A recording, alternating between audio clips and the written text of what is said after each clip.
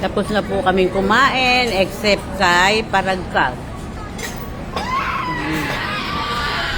Ayan pa si Purugkog.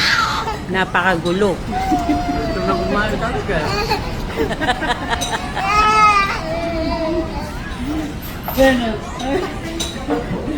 Napaka-cute naman kasi yan. Ano? Nagigil. Nagustuhan po ni Lolo B dito sa Goldilocks kasi dito po namin pinili kasi po dito po yung konti lang ang tao kasi napakaraming tao sa ibang kainan.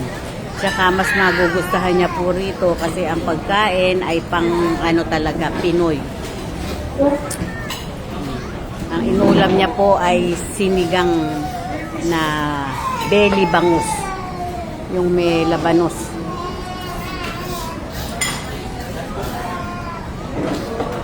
Yung ano masarap. Hindi po kami nag-order ng dinuguan. Baka magalit si Lolo B. Ayaw niya po yun.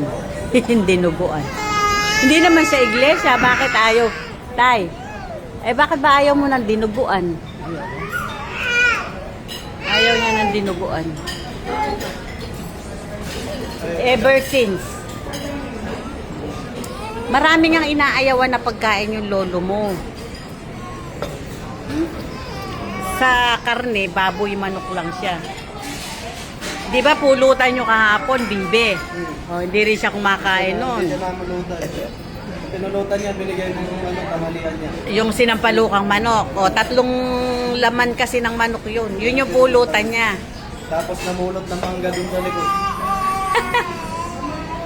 Mahilig po. Mahilig po talaga sa mangga to. Indian mango na hinog. Yan. Nabusog naman po siya. Tayo, kainin mo. May donut pa. Oh. Ayaw mo na.